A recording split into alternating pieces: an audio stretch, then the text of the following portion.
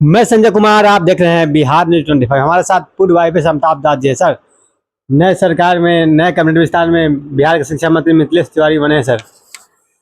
जी सही बात है। बिहार के नए शिक्षा मंत्री मिथिलेश तिवारी बने हैं और कायदे से इनको पटना के बेऊर जेल में होना चाहिए जी। क्योंकि ये बहुत ही भ्रष्ट, बहुत बड़े ठग, बहुत बड़े लुटेरे और फर्जीवाड़ा करने वाले आदमी हैं। मैं ये पूरा मामला दर्शकों को शुरू से बताता हूँ। ये गोपालगंज जिले में एक प्रखंड है बरौली, और बरौली प्रखंड में एक गांव है खजूरिया। उसी गांव में एक कॉलेज चलता है, पंडित दीनदयाल उपाध्याय इंटर कॉलेज। और इस कॉलेज की जो प्रबंध समिति थी उसके अध्यक्ष मिथिलेश तिवारी हुआ करते थे, और एक शिवनाथ पांडे प्रबंध समिति के सचिव थे, और एक अमरेंद्र द्विवेदी इस कॉलेज के प्राचार्य थे, प्रिंसिपल थे। उसके बाद इन तीनों लोगों ने मिलकर उस कॉलेज में लाखों करोड़ों की लूट मचा दी। लूट का तरीका ये था कि जो लोग उस कॉलेज में व्याख्याता नहीं थे, तो नहीं भी थे तो व्याख्याता, नहीं भी थे लेक्चरर, उनके नाम पर भी ये लोग वेतन का भुगतान कर देते थे फर्जी नामों पर। जैसे कि एक कामेश्वर पांडे था, वो पंचायत शिक्षक था, लेकिन इन लोगों ने बताया कि ये भौतिकी का व्याख्याता है, फिजिक्स का लेक्चरर है, और उसके नाम पर वेतन का भुगतान कर दिया गया। ऐसे ही एक राज हुसैन था, वो न्याय मित्र था। इन लोगों ने बताया कि उर्दू का व्याख्याता है, उर्दू का लेक्चरर है, और उसके नाम पर भी वेतन का भुगतान हो गया। जब लाखों करोड़ों का ये घोटाला हुआ तो ये मामला फिर निगरानी विभाग तक पहुंचा। उसके बाद 2015 में निगरानी थाना जो पटना में है, उसमें मिथिलेश तिवारी और इनके 2 अन्य सहयोगियों पर FIR हुआ, प्राथमिकी हुई। कांड संख्या है 34/2015। उसके बाद निगरानी विभाग ने कांड का अनुसंधान किया, तफ्तीश हुई, और सारे सबूत पाए गए, पुख्ता सबूत मिले कि आरोप सही हैं। और उसके बाद मिथिलेश तिवारी और इनके 2 साथियों पर चार्जशीट दाखिल कर दिया गया कोर्ट में।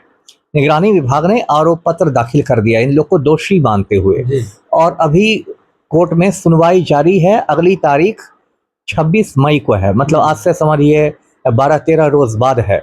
26 मई को अगली तारीख सुनवाई की। तो ये कितने शर्म की बात है कि एक व्यक्ति जिसे बिहार सरकार के निगरानी विभाग ने ही भ्रष्ट माना है, करप्ट माना है, और धाराओं में 420 की धारा लगी हुई है जो कि ठगी की धारा है, ठग माना है, वैसे ठग को बिहार सरकार में शिक्षा मंत्री बना दिया गया है।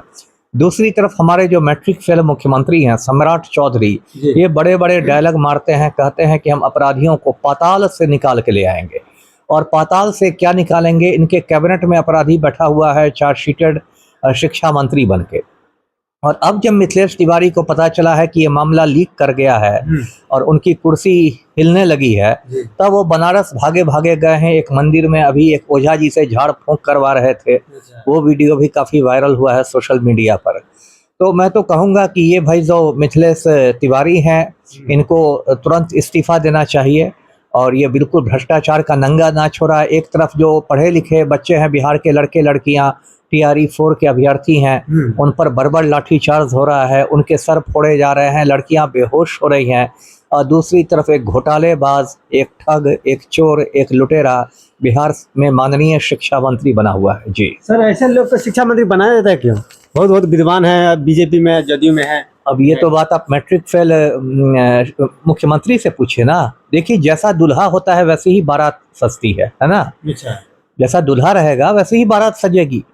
तो वही बात है, जब मुख्यमंत्री ही मैट्रिक फेल है, मुख्यमंत्री का ही आपराधिक इतिहास है, मुख्यमंत्री ही 7 लोगों का खून कर चुके हैं 1995 में, तो उनके जो मंत्रिमंडल में आपको क्या लगता है बड़े बड़े विद्वान लोग रहेंगे? मुख्यमंत्री के मंत्रिमंडल में भी एक से एक लुच्चे लफंगे और उचक्के लोग हैं। स्वास्थ्य मंत्री को देख रहे हैं ना, कैसे गंजेड़ी नशेड़ी हैं, डोलते हुए घूमते हैं। जी सर, इस मामले पर विपक्ष भी चुप्पी साधे हुआ है।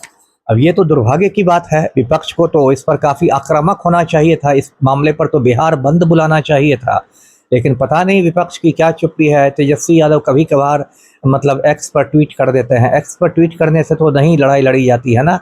विपक्ष को सड़कों पर उतरना चाहिए, विपक्ष के शिष्टमंडल को जाके महामहिम राज्यपाल से मिलना चाहिए, उनको ज्ञापन देना चाहिए कि भाई ऐसे चोर उचक्के को बर्खास्त कीजिए कैबिनेट में, बिहार बंद बुलाना चाहिए और प्रदर्शन करना चाहिए। लोकतंत्र में तो मजबूत विपक्ष बहुत ज़रूरी है। जी सर मिथिलेश तिवारी पर क्या बीजेपी माने सम्राट चौधरी जी पार्टी से निकालेंगे?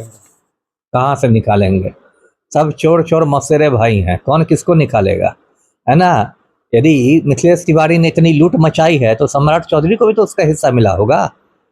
कद्दू कटेगा तो सब में बटेगा, ऐसा थोड़ी है कि अकेले आप खा जाइएगा लूट करके। जी ये हमारे साथ है पूर्व आयुक्त अमिताभ दास जी को सुनने से जिस तरह से बिहार के शिक्षा मंत्री पर आरोप है। ये वीडियो कैसा लगा? वीडियो अपना कमेंट कीजिए, वीडियो में लाइक और सब्सक्राइब करना भूलें। धन्यवाद।